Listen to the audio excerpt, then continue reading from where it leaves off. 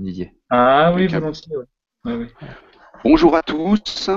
Nous nous réunissons aujourd'hui sur la cinquième collégiale de façon à pouvoir aborder un sujet qui est très important pour le responsable de formation, son employabilité.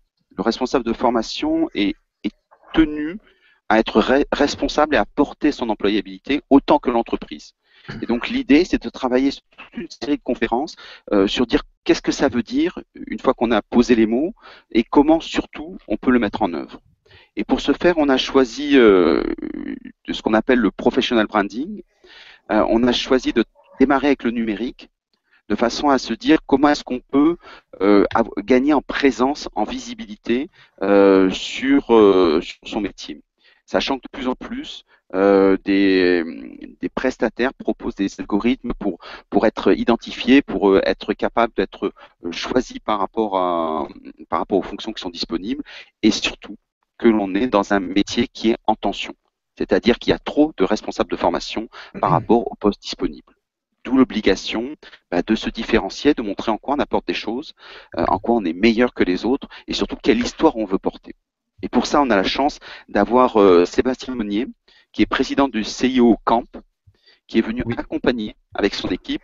Et donc Sébastien, je te laisse te présenter, puis présenter ton association, qui est une belle association des référenceurs, et bien sûr après de nous dire en quoi est-ce qu'effectivement le référencement peut être important pour justement les personnes et les personnes qui sont à la recherche d'un emploi. Sébastien. Tout à fait. Bah, bonjour à tous déjà. Donc moi je suis Sébastien Monnier. Je suis en effet président de l'association SEO Camp, qui est l'association, comme tu as dit, des référenceurs en fait, hein, qui est une association qui existe depuis 2008 et qui organise des conférences et une certification aussi. On organise régulièrement des job dating pour l'emploi. On vient de réaliser une grande enquête emploi. On avait déjà réalisé l'année dernière, mais là on l'a mis à jour cette année sur le salaire et la satisfaction des référenceurs. Donc on a eu à peu près 500 réponses. Et là on avait cette année en plus euh, étendu à tout le digital marketing. Voilà. Donc voilà, ça c'est mes activités associatives et parallèlement à ça, je suis Alors aussi peut-être oui. une question juste Ouais. technique. Un référenceur, c'est quoi? Ah, bah, ça, justement, on va y venir un petit peu Exactement. dans la présentation. Mais justement, je suis aussi fondateur d'une agence de référencement. Donc, le référencement, c'est quoi? C'est globalement toutes les techniques qui vont permettre d'avoir une meilleure visibilité sur les moteurs de recherche et donc en particulier sur Google et de manière générale presque sur le web. Donc c'est pour ça aussi qu'on parle de plus en plus des réseaux sociaux ainsi que de l'ergonomie et tout ce qui va être analyse de trafic. Et mais donc aujourd'hui, on va parler justement du référencement, de son référencement personnel et de l'impact que ça peut avoir sur l'employabilité avec quelques exemples. Hein. Donc je vais parler pendant je sais pas, un quart d'heure, 20 minutes sur Google en particulier, et ensuite je laisserai la parole à Didier avec qui je travaille. Je vais te laisser dire deux mots sur toi, Didier, qui va plus faire un focus sur LinkedIn, car ça a une grande importance pour l'emploi évidemment. Oui, effectivement. Donc pour me présenter rapidement, donc Didier Castelnau, ça fait une vingtaine d'années que je travaille sur le web. J'ai créé plusieurs structures et j'ai rejoint Optimo en 2011 pour développer la société sur le plan commercial. Et je me suis intéressé en 2015 de manière assez appuyée. Je me suis beaucoup intéressé à LinkedIn parce que j'ai découvert que c'était un outil assez intéressant sur pas mal d'aspects. Pour le développement commercial, ça c'est évident. Et pour le thème qui nous intéresse aujourd'hui, la recherche d'emploi et le recrutement évidemment. Voilà, donc ça on pourra en parler après. Je redonne la main à Sébastien, j'aurai l'occasion de rentrer sur des différents détails. En tout cas, faire un gros focus sur LinkedIn qui est un outil vraiment fantastique. Merci beaucoup. Ok, très bien. Alors j'ai quelques slides que je vais vous présenter, partager mon écran. Donc ma tête va disparaître. Voilà. Et vous devriez voir mon écran Très en bien. plein écran normalement. Voilà. Donc, alors je vais vous présenter différentes choses, des petites astuces aussi qui peuvent être intéressantes. La première chose à bien prendre conscience par rapport à l'emploi, c'est vraiment le fait que les employeurs vont googler clairement votre prénom et votre nom. C'est pas que des geeks qui vont faire ça, mais vraiment n'importe quel employeur va essayer d'avoir le maximum d'informations. Et la première entrée, c'est vraiment Google. Alors, faut avoir conscience que les gens vont pas forcément que taper prénom et nom. En fait, ceux qui s'y connaissent un petit peu plus peuvent aussi taper avec des guillemets pour avoir la citation exacte en fait, parce que si on tape juste Guillaume Leroux ou Guillaume Leroux, on va avoir des résultats, mais si on a Guillaume Leroux avec des guillemets, ça va être précisément en fait cette prénom et nom. Donc pour certaines personnes vont faire ça, ça peut donner des résultats différents. Donc je vous conseille de tester en fait les deux résultats pour votre prénom et votre nom. Vous allez peut-être voir des résultats différents et parfois vous verrez des résultats plus précis avec les guillemets et notamment des résultats que vous n'auriez pas forcément vus autrement. Et ça peut être intéressant de se rendre compte qu'il y a des vieux résultats qui remontent sur ça. De même, ce qui va être intéressant, c'est de regarder ce qui remonte quand on tape son adresse email.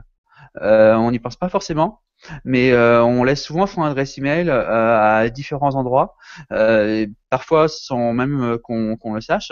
Et c'est intéressant d'avoir conscience au moins que telle ou telle personne va pouvoir visualiser l'adresse email en fait et voir qu'on a signé telle pétition ou ce genre de choses là. Donc c'est des choses auxquelles il faut aussi faire attention parfois en amont, se dire est-ce que je veux vraiment associer mon nom à cela. Donc c'est des choses qui sont intéressantes. On verra tout à l'heure qu'il y a des possibilités aussi un peu de suppression de données en cas de souci, mais c'est plus compliqué. Et quatrième élément aussi que je recherche régulièrement, c'est les pseudos. Alors c'est pas forcément toujours évident d'avoir le pseudo de la personne, mais en gros tout ce qui va être compte Twitter ou même parfois on n'a pas toujours prénom point nom @gmail.com par exemple. Parfois ça va être là comme j'ai mis Guy Leroux 75. C'est intéressant aussi de juste googler ce pseudo. Parce que parfois c'est souvent le pseudo qu'on veut utiliser et parfois c'est assez rigolo, surtout chez les jeunes. On va beaucoup retrouver ça sur des forums où quand ils étaient plutôt ados, ils ont gardé le même pseudo et c'est parfois on trouve des choses un peu bizarres. Donc c'est toujours intéressant d'avoir conscience de tout ça pour faire un état des lieux. Ensuite, il y a des choses qui vont être intéressantes. Alors, si vous êtes notamment freelance, là justement c'est un exemple, Guillaume Leroux, c'est un mot que j'avais tapé un peu par hasard. Clairement, si on tape quand on est à Paris, on voit Google My Business apparaître. Alors, c'est quoi Google My Business globalement? Google My Business, c'est un outil Google qui gère toutes les inscriptions dans Google Maps. C'est un peu l'équivalent de page jaune pour Google globalement. Et donc quand on est freelance, où on a souvent une page Google My Business parfois qui va se créer automatiquement, sachant que Google essaye d'avoir une page pour toutes les entreprises qui est possible. Donc même un freelance risque d'avoir sa page. Là, c'est pour le coup, dans mon exemple, c'est un médecin, mais ça va être intéressant de bien gérer cette page-là, de s'inscrire déjà, parce qu'on n'est pas forcément toujours inscrit directement sur My Business quand on est freelance comme ça, et pour pouvoir notamment gérer les photos, son nom, son adresse, son numéro de téléphone, etc., les avis. Pour pouvoir gérer tout cela, peut être potentiellement assez intéressant donc d'avoir une fiche locale. Donc c'est souvent utilisé pour les entreprises, mais il faut y penser aussi pour son prénom et son nom. Donc pour soi, mais aussi intéressant de regarder ce qui se passe s'il y a un homonyme, etc. On va y venir tout à l'heure. Donc c'est particulièrement intéressant pour les responsables de formation qui travaillent avec des freelances qui sont dans la formation et ça permet d'avoir l'avis des gens. Mais est-ce que c'est aussi intéressant pour des gens qui sont en société pour être localisés C'est surtout intéressant pour la société en tant que telle. C'est vrai que quand on tape un nom de société, parfois on se retrouve avec une photo qui n'est pas du tout qui met pas du tout en valeur la structure en fait et ça va pas du tout. Moi, je peux vous montrer. On a retravaillé un petit peu pour notre nom de marque Optimo Euh, ce que ça donne. Donc ça c'est pour le nom de marque en tant que voilà. Donc là on a mis vraiment la photo d'équipe, on a pris une belle photo, voilà, bien colorée tout ça, et c'est beaucoup mieux que sinon par défaut on aurait eu l'extérieur en fait de là où on est qui est pas forcément idéal. Et c'est vrai que parfois on se retrouve avec souvent l'image Street View qui est pas toujours géniale. Donc ça c'est plus pour la réputation d'une entreprise, mais on voit aussi hein, quand pour des si je vois par exemple ici, ça c'est une personne que je connais, ça arrive là ici, c'est pas ce que vous voulez, voilà, c'est ça. Il n'a pas forcément de page d'image associée en fait, et on voit juste dehors de chez lui, c'est dommage en fait. Voilà, il pourrait faire autre chose. Voilà. Ensuite, au-delà de My Business. L'ensemble de ces diapositives, on pourra les diffuser à ceux qui le demandent? Oui, bien sûr, il n'y a pas de souci. Aucun souci. Est-ce que je peux agrandir? Hop.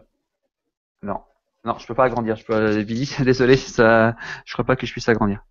Alors, quelque chose d'assez important aussi, quand on envoie, par exemple, si on envoie son CV, notamment quand on envoie son CV depuis un compte Gmail, il faut faire attention à ce à quoi est associé ce compte Gmail. Il y a des chances que votre compte Gmail soit associé à un compte Google+, en fait. Donc Google+, qui est le réseau social de Google, même si vous n'avez pas forcément conscience d'avoir un compte Google+, Google a tendance à vous créer un compte un peu par hasard dès que vous vous connectez à YouTube ou sur plein de choses. Il a un peu forcé le trait. Et puis si vous partagez votre compte avec quelqu'un d'autre, si vous partagez votre compte sur votre ordinateur familial par exemple, on ne sait jamais ce que peuvent faire les enfants avec votre ordinateur. Et moi, pour vous donner une petite anecdote un peu rigolote, il y a une candidate comme ça qui m'avait envoyé son CV, et c'était lié à la page Google+. Et on le voit très bien quand on a un compte Google Pro. En fait, ça s'affiche aussitôt là. Je vois aussitôt dans la barre de droite l'image avec le nom et tout ça. Et le nom était pas vraiment le vrai nom, c'était un pseudo pour le coup. Et j'avais cliqué dessus parce que je trouvais ça intéressant. Et le compte Google Plus était actif, mais était actif, c'était sa gamine de 10 ans qui postait des images sur je sais plus quoi, un truc Natural Spice ou un truc comme ça. C'était assez rigolo, mais c'était pas forcément l'image qu'elle avait envie de donner d'elle-même, voilà. Et au-delà les erreurs, ça peut arriver à tout le monde, mais quand on travaille dans le digital, et en particulier pour nous quand on travaille dans le marketing, le problème, c'est de ne pas avoir conscience, en fait, qu'on est en train de renvoyer une image qui ne va pas. Je veux dire, c'est ce que je dis souvent aussi. Si je vois une image de quelqu'un bourré une soirée, c'est pas ça qui. Je veux dire, être bourré une soirée, ça arrive à tout le monde, et c'est bien normal que ça puisse être arrivé à la personne. Le problème, c'est qu'il n'ait pas forcément conscience que sa photo était là et qu'il n'en ait pas pris soin. Ça me pose plus de soucis, en fait. Le souci, c'est pas le fait qu'il ait été bourré, c'est le fait qu'il puisse le montrer en fait, et qu'il n'est pas conscient de le montrer. Donc ça, c'est important. Si je prends donc c'est un autre exemple, on voit l'image, enfin le profil, l'image de profil en fait, donc pour un CV que j'ai reçu, donc c'était il y a quelques années, mais on voit que c'est pas forcément très professionnel en fait, et ça peut faire un peu peur en fait, et donc c'est pas forcément une très bonne chose. Donc bien penser à avoir son réseau Google Plus en fait qui soit idéalement renseigné et qui soit professionnel. Il y a un problème aussi qui est un problème relativement fréquent quand on cherche un peu son nom etc. C'est le problème de l'homonymie. Alors j'ai pas forcément de solution à cela, si ce n'est plus on a d'homonymes en fait, plus on va essayer, je dirais, comme pour une marque ou pour un mot-clé, en fait, de passer un peu devant les autres. Voilà. Donc là, j'ai deux exemples par rapport à moi qui sont assez rigolos, notamment mon nom c'est Sébastien Monnier et de manière assez marrante, il y a un personnage dans Plus belle la vie qui s'appelle aussi Sébastien Monnier. Heureusement, il n'a pas été très très connu, donc il est vite mort et voilà. Donc ça c'est assez marrant, mais on peut le trouver plus loin. Et encore plus drôle en fait, il y a un autre Sébastien Monnier qui fait exactement le même métier que moi en fait, qui est aussi référenceur. Donc, pour le coup, j'ai l'avantage d'être là depuis plus longtemps, donc je trust un peu tous les résultats, mais pour lui c'est beaucoup plus difficile en fait. Lui, il a du mal en fait à se positionner lui-même pour son nom, parce que je suis là depuis 10 ans et lui il vient d'arriver, et donc c'est extrêmement compliqué. Voilà. Donc ça, c'est des choses auxquelles il faut avoir conscience. Et bon, je dis pas qu'il faut forcément aller changer de nom, mais si vraiment il y a des gros problématiques, on peut éventuellement voilà, changer un peu l'orthographe ou comme ça, des choses qui peuvent se faire éventuellement. Peut-être, Oui, Sébastien, vas-y. peut-être que le conseil qu'on peut donner, c'est justement de faire en sorte, un peu comme on cherche à protéger une marque, de chercher à protéger son nom en créant des comptes, même si on les active pas forcément, mais au moins en créant des comptes pour réserver le nom ou l'URL, l'adresse. Par exemple, enfin, je sais pas, quand on crée un site, bon, on imagine utiliser peut-être YouTube pour de la vidéo. Et quand on crée sa société, c'est pareil. Mais même si on ne va pas publier des vidéos, par exemple, sur Vimeo ou sur Dailymotion, ça peut être intéressant au moins de créer un compte pour réserver le nom et empêcher que le nom soit utilisé par d'autres personnes. Et quand il s'agit d'homonymes, le simple fait d'avoir déjà créé un compte avec son nom et prénom, bah, ça permet parfois d'éviter, enfin d'avoir la main en tout cas, sur une adresse qui semblera très légitime dans les moteurs de recherche. Parce que, bon, moi, c'est Didier Castelnau, il y a un chirurgien qui porte mon nom, je crois, il y a des médecins, il y a différents professionnels qui portent mon nom. Il se trouve que, bon, moi aussi, j'ai une certaine intériorité sur le web, mais j'ai aussi réservé, on va dire, certaines adresses qui font que ces adresses étant plus ou moins privilégiées par Google dans les pages de réponse, j'ai un peu plus de chances que d'autres de ressortir si jamais un jour je décide d'alimenter ces pages. Et c'est d'autant Voilà, plus donc, vrai aussi pour ça, c'est vrai pour les noms de domaine, mais c'est vrai aussi pour on va y venir justement sur les comptes Twitter en fait, ou les comptes SlideShare ou tous les comptes sociaux en fait, d'essayer parce que comme le nom, enfin prénom et nom c'est désormais une marque en fait, faut réserver sa marque et un peu la déposer auprès des différents réseaux sociaux. Voilà. Et comment faire lorsque justement la marque est déjà occupée? Changer de nom professionnellement, c'est un peu délicat. On peut rajouter perso, enfin, on se différencie ou professionnel. Comment est-ce qu'on peut exister si déjà la place est prise? Si on est freelance, en fait, il y a toujours moyen après d'avoir sa marque de freelance aussi. Et là, pour le coup, ça permet de changer un petit peu son prénom et son nom. Je sais que sur Twitter, on marche beaucoup par pseudo, en fait. Alors après, moi, Ouais. par exemple, mon compte Twitter, c'est S Monnier, donc j'ai pas forcément un pseudo en tant que tel. Mais il y a beaucoup de gens qui vont avoir un pseudo qui ressemble un peu à leur nom et qui vont potentiellement devenir assez connus. Je pense par exemple à Marie Pouréron, qui est une référenceuse assez connue, basée à Cannes. Son pseudo, c'est Marie, mais à la place du I, c'est un 1, donc M-A-R-1-E.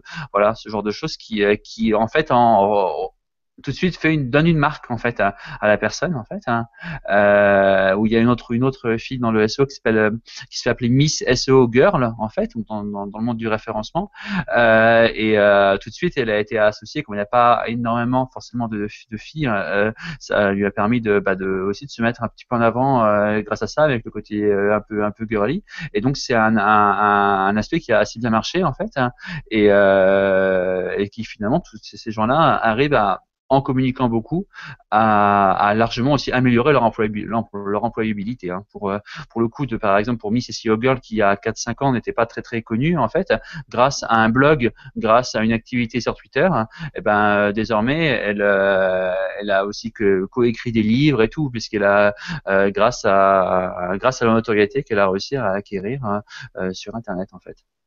Voilà. Michel nous disait qu'il avait rajouté le nom de son épouse. Alors bien sûr, il faut en avoir une. Voilà, mais ça est fermé. Une question technique. Est-ce que finalement, c'est payant de protéger son nom? Bah, ça peut l'être si on achète le nom de domaine comme Didier le disait en fait. Hein. Un nom de domaine à l'année, ça coûte à peu près une dizaine d'euros. Enfin, ça dépend d'extensions de domaine, mais sur un .fr ou un .com, c'est relativement peu cher en fait. Hein. Après, il faut penser à le renouveler régulièrement. Voilà, parce qu'il n'y a rien de pire que d'acheter son nom et après d'arrêter de le renouveler. Puisque pour le coup, il y a des chances que le nom après soit racheté par quelqu'un et si on veut reprendre la main dessus, ça peut être très compliqué. Donc, on le loue. En fait. Pardon? Il faut considérer qu'on loue son nom de domaine, on ne l'achète pas vraiment, on n'en est jamais tout à fait propriétaire. Tout à fait. Une location annuelle. Exactement. Et après, ça permet de pouvoir après envoyer une adresse depuis, par exemple, comme toi tu as Didier Castelnau. Voilà, ça marche pas mal en fait aussi. C'est toujours un plus plutôt que d'avoir une adresse Hotmail, d'avoir une adresse en son propre nom. Quand on envoie son CV, ben ça donne un plus quoi. On sait que la personne elle est un peu plus sérieuse. Alors après, il faut faire en sorte aussi que son site derrière il y ait quelque chose et pas que ça soit un site mort. Voilà. Il y a du travail à fournir. Voilà, évidemment. Pour revenir à mes slides, peut-être. Donc quand on cherche son nom, en fait, faut aussi penser à rechercher dans les autres moteurs, en fait, que Google Web. Donc en particulier, je pense à Google Images, où les gens vont forcément aller rechercher pour ne serait-ce que pour savoir un peu quelle tête vous avez, si la tête ressemble aussi vraiment à la tête du CV. Il y a des choses qui peuvent se faire. On sur Google News éventuellement. Sur des profils un peu plus universitaires, Google Scholar, je ne sais pas si vous connaissez, mais c'est un moteur de recherche d'articles universitaires.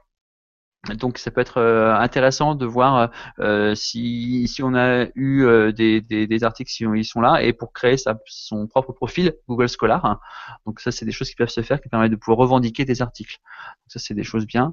YouTube aussi si vous faites des vidéos YouTube, on va en parler tout à l'heure. Et puis évidemment sur Facebook et éventuellement sur d'autres moteurs, on peut regarder aussi Bing, Quant, etc. Est-ce qu'il y a une question de Billy qui disait est-ce que les DRH ont accès à nos profils, surveillent le web à ce niveau-là? Après, Parce qu'on se dit quand on je peux voit pas sur parler au tous niveau les des éléments DRH. sur Google Scholar par exemple, est-ce qu'ils vont sur ou c'est plutôt les universités En tout cas, moi, ce que je connais, c'est un peu le profil de recrutement en fait chez Google, parce que j'ai travaillé chez Google, je sais plus si j'ai dit. Et donc j'ai été recruté là-bas, et je sais que ils fonctionnent beaucoup par algorithme. Ils reçoivent des milliers et des milliers de CV chaque jour. Hein. Ils ne peuvent pas non plus tout voir. Hein. Donc ils sont obligés de passer par des algorithmes, et clairement, ils recherchent aussi le nom, ainsi que ils vont euh, parcourir le CV et regarder les universités, les anciens employeurs, voir s'ils sont efficaces, etc. Et ouais. Et il y a aussi autre chose, je vais venir, justement, il va aussi voir tous les réseaux sociaux, en fait, qui vont clairement aussi regarder maintenant. Donc en particulier LinkedIn, Didier va y revenir tout de suite. Hein. Mais aussi, ce qui marche bien en ce moment, c'est Twitter. Franchement, Twitter, ça a l'avantage, c'est que 140 caractères. Hein. Envoyer un tweet, retweeter quelques personnes, c'est assez rapide. Ça ne demande pas forcément beaucoup d'expertise. Hein. Donc juste pour relayer des informations. Et au fur et à mesure, on peut commencer à gagner des gens qui vont nous suivre, hein, des followers, comme on appelle ça, et ça peut permettre d'avoir, au fur et à mesure, une notoriété qui peut être relativement intéressante. Et comme autres réseaux sociaux, alors il y a Xing, pas très connu en France, mais qui est en fait le deuxième après LinkedIn internationalement, qui est très connu en Allemagne, puisque c'est assez allemand. Donc, je crois qu'on appelle on prononce crossing, puisque c'est X comme une croix, en fait c'est crossing. Voilà, donc c'est si vous faites beaucoup de choses avec l'Allemagne ou avec les pays de l'Est, ça peut être vraiment intéressant d'aller sur Xing, même plus que sur Viadeo, qui est encore un peu trop franco-français. Et ne pas oublier aussi, si vous avez des vieux profils sur Copa d'avant, par exemple, qui est un réseau social des années 2000, un peu, je dirais, du début des années 2000, de regarder si on est bien à jour et qu'on n'est pas toujours considéré comme il y a 10 ans. Quoi. Voilà, donc c'est des choses qu'il faut regarder régulièrement. Et ce qui va être intéressant, c'est des réseaux sociaux auxquels on pense pas forcément. Et ça, par exemple, je sais que ça compte énormément pour chez Google. Je sais pas si vous connaissez GitHub, mais GitHub c'est une sorte de réseau social en fait de partage de code, donc de code source pour les développeurs. Et je sais que pour recruter des ingénieurs chez Google, Google va regarder énormément quel est le nombre de code donc en open source qu'on a pu envoyer sur GitHub. Est-ce qu'on participe à la communauté? Ça, c'est des choses qui sont fondamentales. Donc, alors vous n'êtes pas forcément un développeur, hein, donc GitHub, ça va pas forcément être pour vous directement, mais quelque chose que n'importe qui peut faire, c'est Wikipédia. Par exemple, Wikipédia, être collaborateur sur Wikipédia, n'importe qui peut l'être. C'est très facile et ça peut être bien aussi si on arrive à vraiment contribuer régulièrement, de le préciser dans son CV et d'en parler si on contribue sur des choses professionnelles. Et de même, on peut aussi enregistrer quelques petites vidéos d'aide sur YouTube et tout ce qui va être associatif, toujours à préciser. Mais c'est encore mieux si on montre aussi qu'on a vraiment participé à la communauté. Là, tu sais que moi, par exemple, quand j'ai été recruté chez Google, alors que j'étais pas, enfin, j'avais pas forcément un CV extrêmement, enfin, je venais pas d'une école d'ingénieur ou une école de commerce, hein, j'étais prof de français avant, donc c'était pas forcément gagné d'avance. Hein. Les deux raisons pour lesquelles j'ai été pris chez Google, c'est parce que je possédais mon propre site web, donc c'était en 2006, hein, donc j'avais mon propre site web personnel que j'avais créé tout seul et qui marchait bien, j'avais plusieurs milliers de visites par jour. Hein. Et l'autre point qui avait aussi été pas mal apprécié, c'est le fait que j'étais un gros contributeur de Wikipédia et que donc je montrais un intérêt pour le web et un intérêt pour le partage en fait, qui montre aussi que j'étais un team player comme ils disent, et ça avait beaucoup plu en fait. Donc dans la partie, je dirais réputation, faut bien penser à la partie aussi collaboration. En fait, ouais, pour prolonger ça, en fait, moi j'aurais tendance à voir ce type d'activité comme une forme de prolongement sur le digital de ce qu'était la participation à une association ou le fait d'avoir été impliqué dans un bureau des élèves dans une école d'ingénieurs, par exemple. C'est-à-dire qu'il y a 15-20 ans, sur un CV, on m'avait expliqué, quand j'étais un peu plus jeune, que ça pouvait être bien d'expliquer qu'on était impliqué dans des activités sociales. Ça montrait une forme d'aisance à communiquer, à partager, à rejoindre une équipe aussi. Et en fait, ça se transpose finalement dans le digital en montrant qu'on a un réseau de contacts et donc qu'on est capable de créer du lien avec d'autres personnes, qu'on est capable de communiquer. Alors, pour certains, ça peut être en participant à des forums ou via la vidéo, Wikipédia ou autre. Finalement, enfin, quel que soit le support, l'enjeu, j'ai envie de dire, rejoint toujours un besoin. Et si on est dans une phase de recrutement où on cherche quelqu'un qui va être à l'aise dans la communication, il est clair que quelqu'un qui va pouvoir à un moment donné valoriser une forme d'activité sur le digital en disant bah, regardez, je communique ou j'ai l'habitude de faire ceci ou cela, ça peut faire gagner des points. Et sinon, pour répondre aux questions de Billy, assez intéressantes sur la place du numérique par rapport au recrutement, je pense qu'en fait, ce qui a vraiment marqué une rupture, c'est la capacité à chercher de façon assez fine grâce aux moteurs de recherche. C'est-à-dire que dans les années 2000, moi, j'ai vécu en fait l'arrivée des job boards et de la numérisation de la presse. Je me souviens très bien de cette période-là, avant même la bulle Internet, donc ça remonte aux dinosaures. Et donc, si vous voulez, en fait, on a vu l'explosion des job boards et qu'est-ce qui a fait leur succès? C'était le fait que tout d'un coup, les recruteurs pouvaient très facilement diffuser des annonces de façon assez massive et on avait enfin accès à des outils qui permettaient de faire des recherches très fines à partir de mots-clés ou à partir de critères de recherche comme la qualification, le salaire, le type de poste, le type de société, l'endroit où le poste pouvait se dérouler. Et donc finalement, on donnait un peu le pouvoir aussi bien aux recruteurs qu'aux chercheurs d'emploi. Et aujourd'hui, le digital, alors j'ai pas d'ordre de grandeur, de pourcentage à donner sur sa place pour les recruteurs, mais je pense qu'il est central parce que justement, le nombre de plateformes qui permettent de publier des annonces a explosé. On a aujourd'hui des outils extrêmement performants qui permettent de faire du ciblage de candidats ou bien d'offres d'emploi. Et quand on voit ce qui existe aujourd'hui sur LinkedIn, je vais donner des chiffres tout à l'heure sur le volume d'offres d'annonces sur LinkedIn, on voit qu'en fait, on a accès en quelques secondes et en quelques clics à un volume d'offres ou de candidatures colossal. Et c'est ce qui fait, c'est cet attrait-là qui fait que finalement le digital a pris de plus en plus de place, et cette accessibilité, cette instantanéité et cette possibilité de diffuser assez massivement des offres. Très bien. Sébastien, je termine avec juste ma dernière slide en fait. Voilà. Et après on va enchaîner sur LinkedIn en fait. Une chose qu'il faut aussi penser à regarder, c'est tout ce qui va être au niveau des suggestions quand on tape son nom. En fait, quelles sont les suggestions autour? Alors, c'est rare. Alors, par exemple, si je prends mon exemple, on voit que je suis pas un médecin à Nantes, je suis pas géographe. C'est en l'occurrence, je vois qui c'est. À force, je commence à connaître mes homonymes en fait. C'est plus comme je trust un peu les premiers résultats, c'est plutôt les gens qui vont rechercher mes homonymes en fait et qui se retrouvent dans Google Suggest. Donc c'est toujours intéressant quand même de regarder, ne serait-ce aussi pour être bien sûr qu'il n'y ait pas quand même des choses insultantes ou autres. C'est rare normalement que Google filtre automatiquement. Donc normalement il n'y a pas d'insulte directement en Suggest, mais ça peut être intéressant quand même d'avoir conscience de ça. Et en plus de Suggest, faut aussi aller tout en bas des pages de résultats de Google en fait, et aller voir aussi les recherches associées. Donc, on voir s'il n'y a pas des choses un petit peu bizarres.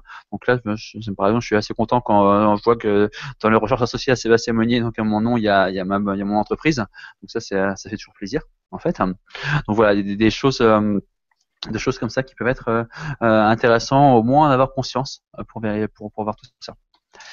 Et pour terminer, un petit outil que j'ai découvert la semaine dernière, qui est un test en ligne qui s'appelle Nothing to Hide, qui en gros est un test pour savoir si on a bien conscience de ce qu'on a publié publiquement ou non sur les réseaux sociaux, et savoir si les gens peuvent y avoir accès. Est-ce qu'on est à l'aise ou pas avec le fait d'avoir posté telle ou telle chose. Donc ça c'est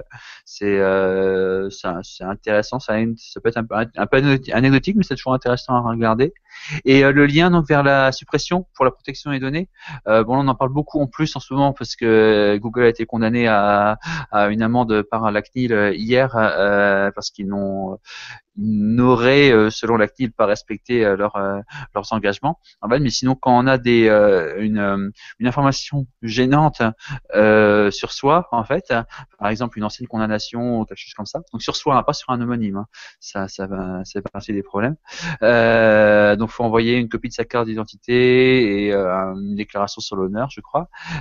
Donc tout ça, il y a un formulaire, et il y a quand même beaucoup de les Français d'ailleurs je connais presque les champions du monde de suppression de données en fait, hein.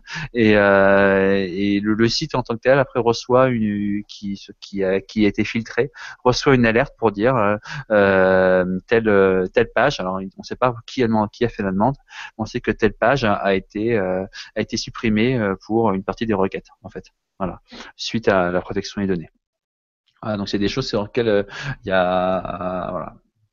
Peut-être dire quelques mots sur les sociétés de e-réputation en fait aussi, parce que ça c'est des choses dont les gens parlent beaucoup. En fait, sur les sociétés de e-réputation, il y a deux choses qu'ils vont faire. C'est soit le nettoyage via ce genre de formulaire là, ou via des lettres d'avocat, ou alors ce qui se fait souvent, mais c'est ça qui est un petit peu qui est pas forcément très clean, très propre, c'est d'aller créer plein de pages pour noyer en fait les mauvais résultats en fait, pour essayer d'avoir des résultats bons qui passent devant en utilisant des techniques pas forcément très éthiques non plus, mais qui permettent d'avoir du résultat. Donc la plupart des sociétés de réputation font cela.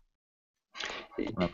Et est-ce que ça a du sens d'aller sur des structures comme Knout par exemple, pour justement être quantifié sur une capacité de présence? Ah bah tout à fait. Après, ce qui va être encore mieux qu'un système comme Klout, donc Klout qui permet d'avoir une note en fonction du nombre de followers qu'on peut avoir sur Twitter, hein, c'est de regarder directement Twitter Analytics ou Facebook Insights qui sont des outils de mesure pour Twitter, pour Facebook, qui permettent de savoir l'affichage d'un tweet, le nombre de followers, l'évolution, etc. Donc c'est des choses qui sont extrêmement intéressantes à regarder. Je regarde régulièrement. Ça motive aussi de se dire ah bah là j'ai eu 100 followers de plus ce mois-ci. Il y a 70 000 personnes qui ont vu mon tweet. Bon ben c'est intéressant. Voilà. C'est toujours intéressant. Très très bien. Alors justement, on en parlait depuis tout à l'heure, et LinkedIn dans tout ça. Ouais. Alors pour le coup, je vais demander à Sébastien si tu pouvais partager. Mon ordinateur est bizarrement un petit peu lent. Enfin, cela dit, moi j'ai une deuxième machine sur laquelle je peux voir la presse. Alors, LinkedIn. Il faut y être d'abord. Est-ce que LinkedIn c'est le meilleur? On a vu qu'il y a Xing, Crossing, hein, voilà. Viadeo, il y en a d'autres. Est-ce que c'est celui où il faut être? Alors, je propose justement qu'on voit le slide de Sébastien. Cela étant, enfin, vu que c'est moi qui ai la parole, je ne sais pas si le slide va s'afficher. Pour le coup. Pour les gens, il faut cliquer sur si vous cliquez sur l'icône, normalement, vous devriez pouvoir voir le fichier en gros. D'accord. Donc, en fait, LinkedIn, c'est au niveau professionnel le réseau social le plus vaste. On a au niveau mondial Facebook qui revendique plus d'1 milliard d'utilisateurs connectés.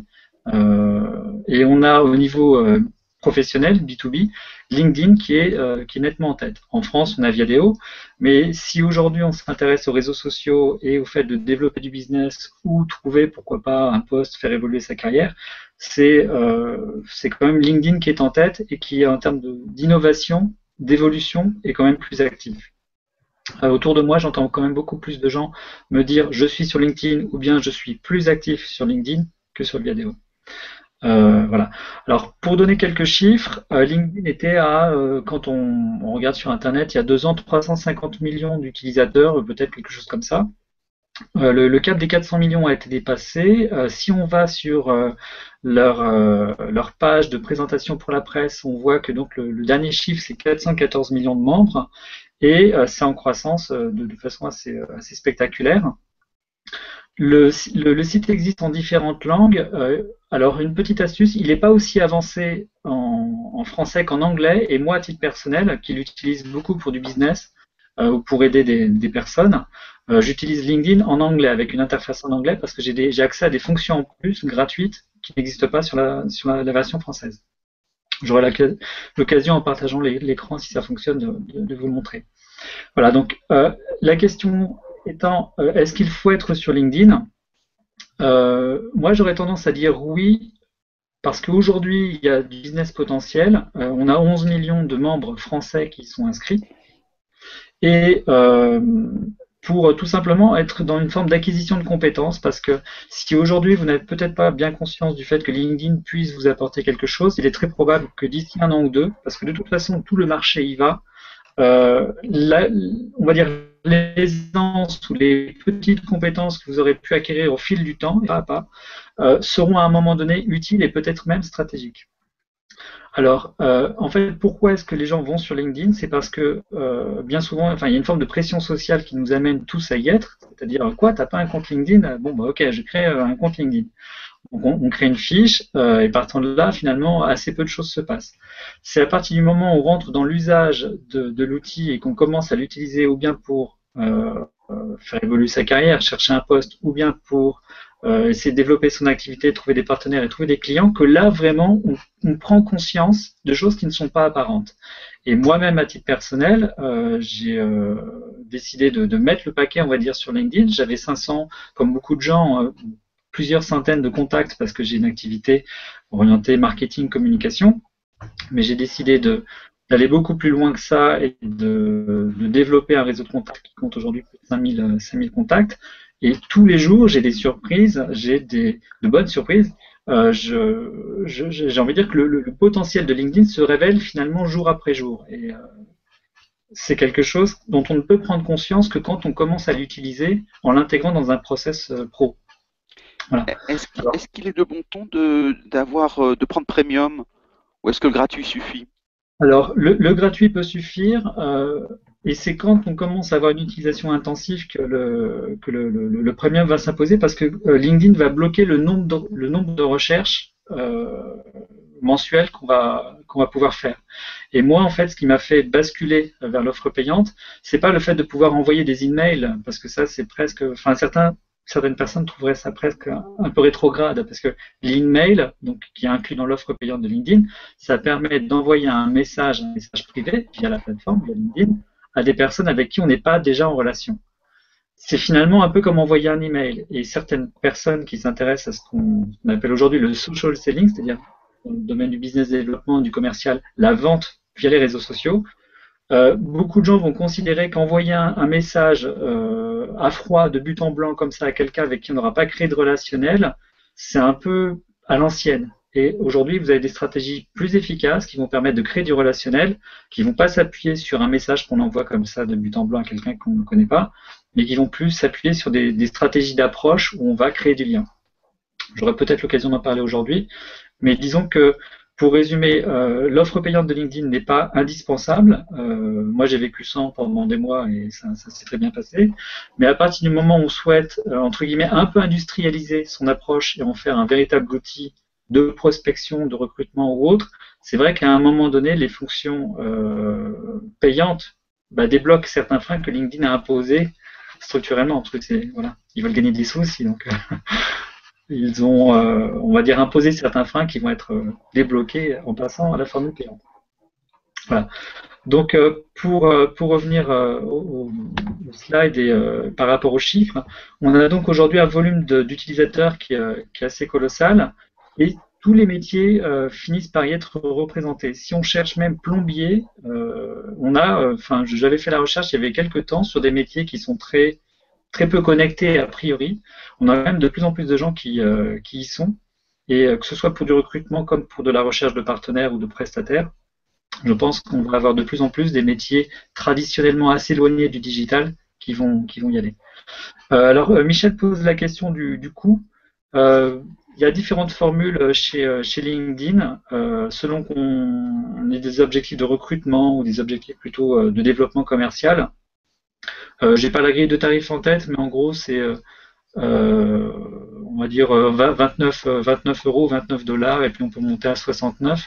Alors, LinkedIn, dans sa stratégie commerciale, valorise les offres parfois les plus chères, et on se rend compte qu'au bout de 30 jours, on peut dégrader et basculer vers une offre moins coûteuse.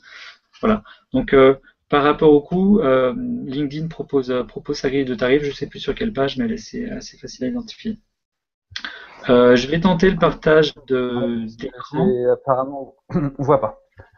Ouais, d'accord. Cela étant, le problème, c'est qu'en fait, mon Google Doc m'affiche une page blanche. Donc moi-même, j'ai du mal à afficher. Voilà. L'ensemble des rapports seront diffusés, puis il y a un lien qui est donné sur le chat pour ceux qui veulent le télécharger. Et donc après, par simple demande, vous aurez tous les supports pour accompagner la vidéo qu'on pourra revoir en replay comme d'habitude. Voilà. Donc, alors comment est-ce qu'on fait quand on est sur LinkedIn pour justement un peu donner vie à cet outil et être visible? Alors, en fait, bon, le premier point, c'est déjà d'avoir une fiche profil qui soit relativement convaincante et qui soit une forme d'ambassadeur de ce qu'on est, en tout cas de ce qu'on souhaite positionner en termes d'image sur le web.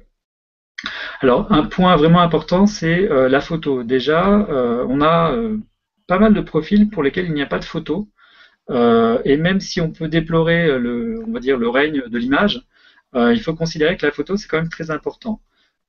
Pourquoi? Parce que ça va déjà permettre d'identifier. On a tous une mémoire visuelle, auditive évidemment, mais on va dire que on est quand même dans le monde de l'image.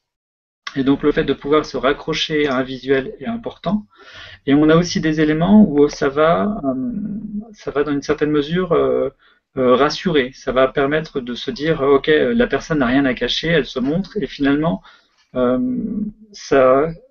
c'est quelque chose qui est un peu dans le non-dit, hein, mais ça va créer du lien finalement, parce que quand vous voyez une photo de quelqu'un qui sourit, qui a l'air plutôt avenant, ça vous influence et ça peut vous donner envie, en tout cas plus facilement, d'accepter une prise de contact ou de créer le contact.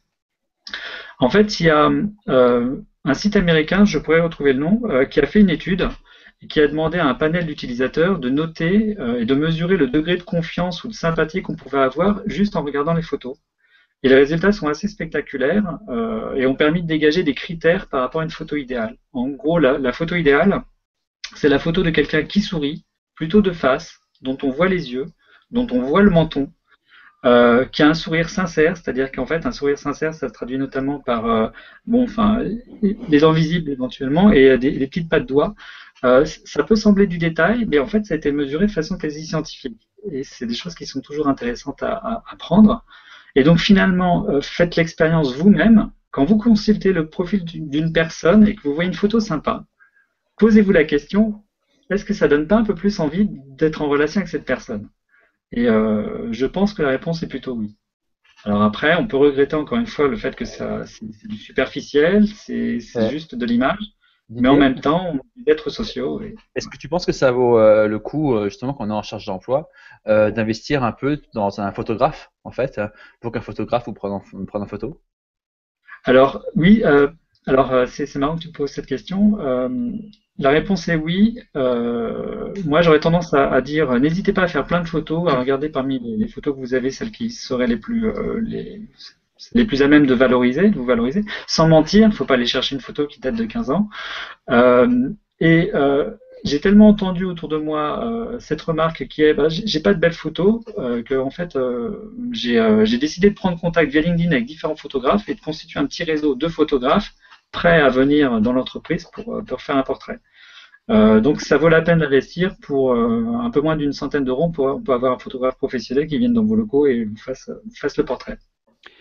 Donc moi j'aurais tendance à dire tranquillement pour se dire finalement une fois qu'on est sur LinkedIn, on met la photo, on prépare et puis après est-ce qu'il faut être très actif, il faut produire beaucoup, ça prend combien de temps? C'est souvent des questions qui reviennent. Alors, tout dépend de sa stratégie, de ce qu'on souhaite faire. LinkedIn, c'est une plateforme, un réseau social qui dispose de plusieurs outils. On a une fiche profil pour se valoriser dans une certaine mesure. Si on est un candidat à l'embauche, c'est évident que soigner ce profil, c'est important. Alors, comment on va le faire? On met une photo correcte, on valorise son activité avec un parcours. Alors, souvent, on va avoir le réflexe de copier-coller le CV. C'est pas forcément la meilleure approche. Moi, j'aurais tendance à dire plutôt que d'être dans le moi-je, soyez plutôt dans le vous, c'est-à-dire valoriser ce que vous avez apporté, ce que vous pouvez apporter à d'autres personnes ou à d'autres sociétés. On peut s'appuyer sur du multimédia, on peut tout à fait mettre de la vidéo, des présentations, donc autant en profiter. Et voilà, donc déjà le simple fait d'avoir une fiche qui tienne la route, c'est quelque chose d'important, d'autant plus que, comme Sébastien l'a expliqué, on risque de googliser votre nom, et LinkedIn étant un domaine très important, il y a de grandes chances que LinkedIn apparaisse quand les gens tapent votre nom. Je pense que si on tape Didier Castelnau, c'est quasiment la 2e ou 3e réponse, LinkedIn. Donc voilà, la fiche profil, bon ça c'est un premier sujet, mais c'est finalement relativement passif, c'est-à-dire qu'on a créé sa fiche, mais voilà, il va pas se passer grand-chose au-delà de ça. Le deuxième outil intéressant dans LinkedIn, c'est le moteur de recherche. Et quand on est en recherche d'emploi, c'est un outil fantastique pour identifier des sociétés qui proposent des offres. Donc, une fois qu'on a créé sa fiche profil, on va finalement s'engager dans une démarche de recherche et d'identification en fonction de ses objectifs. Si je veux trouver un job ou évoluer dans ma carrière, je vais identifier si les annonces correspondant à mon profil de poste existent et pourquoi pas entrer en contact avec des recruteurs ou des gens qui font partie des sociétés qui peuvent m'intéresser. Et là, on entre dans une phase très axée réseau social où en fait on va créer du lien, faire des demandes de connexion avec des personnes et engager un dialogue avec elles. Et LinkedIn, alors c'est dommage, le partage d'écran ne fonctionne pas très bien aujourd'hui, mais LinkedIn permet, quand on fait une recherche autour d'une société, d'identifier des offres d'emploi, d'identifier des collaborateurs, des salariés qui y sont ou qui y sont été, ce qui fait qu'on peut assez facilement identifier d'autres personnes de son réseau à soi, ça peut être des anciens collègues, des amis, qui vont donner finalement un avis, des astuces, des conseils pour pouvoir répondre à une offre d'emploi. Par exemple, si j'identifie, j'ai fait hier une recherche par rapport à Alcatel, j'ai dans mon réseau perso 30 personnes qui ont travaillé chez Alcatel. à différents postes, dans le web marketing, dans la communication, des ingénieurs ou autres. Si demain je souhaitais travailler chez Alcatel, ça pourrait être intéressant de prendre contact avec certaines de ces personnes pour obtenir des petites clés, des indices, et savoir en termes de culture d'entreprise qu'est-ce qui peut intéresser Alcatel si je venais à proposer un CV ou à décrocher un entretien. Voilà. Donc, l'intérêt de LinkedIn se révèle à ce moment-là, c'est-à-dire quand on est dans une démarche active de recherche d'informations, dans une stratégie personnelle, et qu'on commence à utiliser l'outil pour trouver des informations, et c'est là que le potentiel de LinkedIn se révèle. Et je pense que en France, des milliers d'entrepreneurs ou de cadres, enfin des milliers de personnes passent vraiment à côté de ce sujet-là. Et moi-même, hein, j'ai longtemps, on va dire, je suis longtemps passé à côté de cet aspect-là. LinkedIn devient un véritable outil quand on se place dans une recherche active d'informations. Et à travers le moteur de recherche, à travers les outils de mise en relation, on découvre des pépites. Vraiment, c'est parfois spectaculaire. J'ai fait des démonstrations à des gens, des entrepreneurs, des gérants de société. Quand je leur montrais qu'avec les bonnes recherches, les bons mots-clés, on pouvait identifier des gens qui étaient des clients et qui étaient à 2 clics, et des gens qui pouvaient leur sembler inaccessibles, parfois on en a la mâchoire qui se décroche. On se dit waouh! Voilà. Donc, on peut avoir de très belles surprises. J'ai fait sur YouTube une vidéo, parce que j'anime un site qui est consacré au développement commercial via LinkedIn. J'ai fait une vidéo où je montre l'appli mobile de LinkedIn.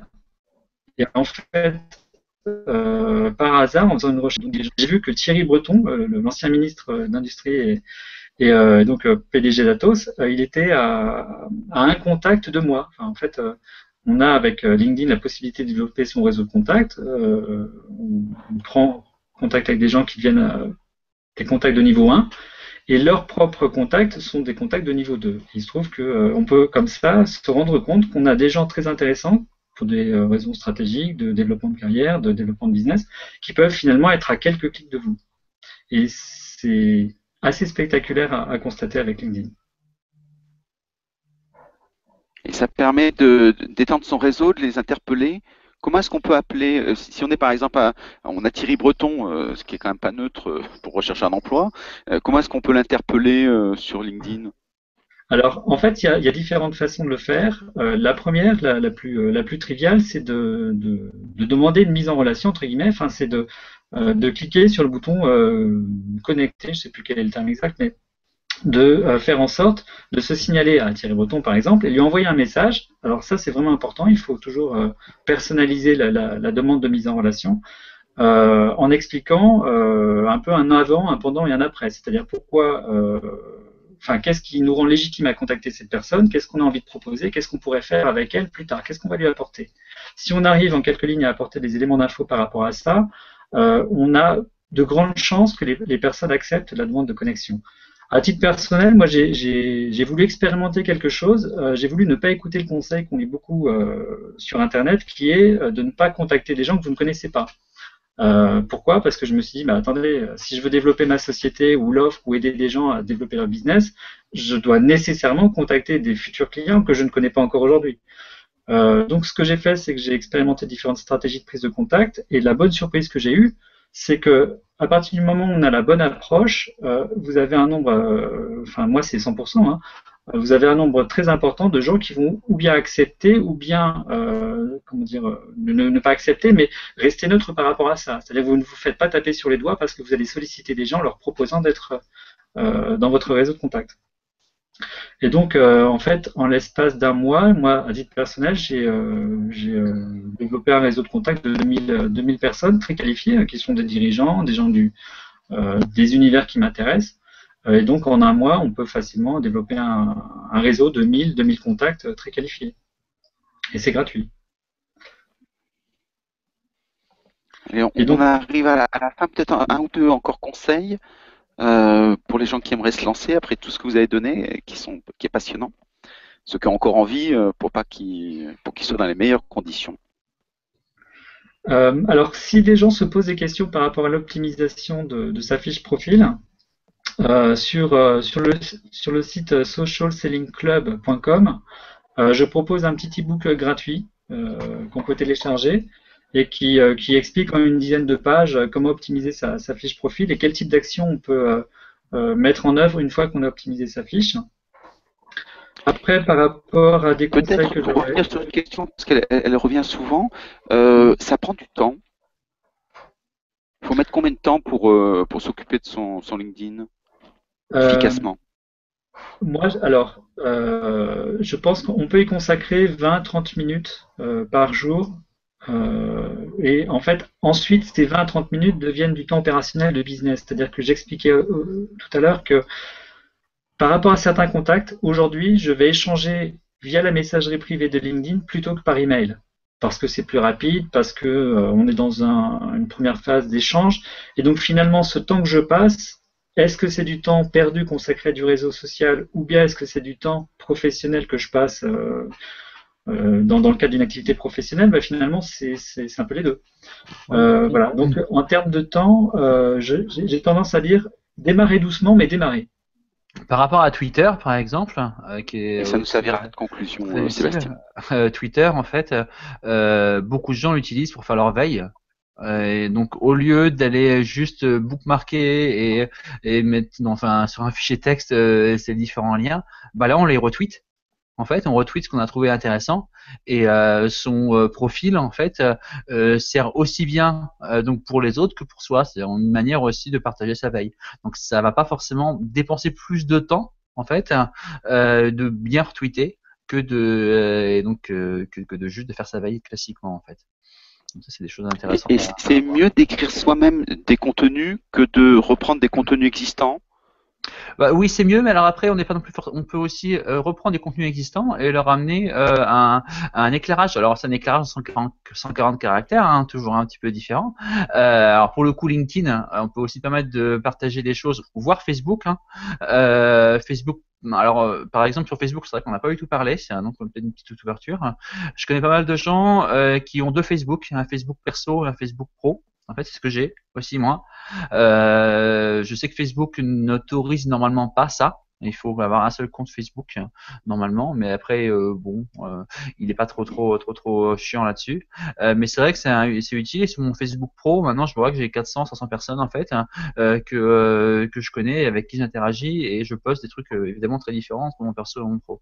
Voilà. Et j'ai notamment pour mes activités associatives en fait, j'en parle beaucoup sur le pro. Et quand j'ai des choses que je ne peux pas exprimer juste en 140 caractères, eh ben, je les exprime en fait sur le Facebook par exemple. Je vais écrire un plus long post et éventuellement je vais tweeter le lien du post Facebook en fait. C'est des choses qui se font aussi régulièrement.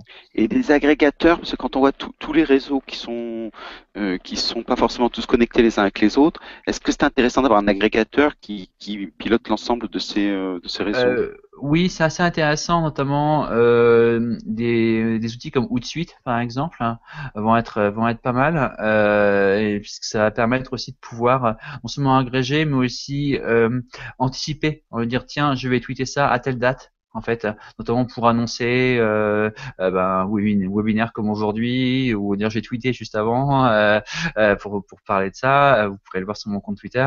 Voilà, il y a pas mal de choses en fait qui peuvent être programmées à l'avance et c'est toujours utile parce que parfois on commence à avoir envie de tweeter, il est 11h30 du soir, c'est pas une très bonne idée. On veut dire ce serait mieux si je tweetais à 10h du matin.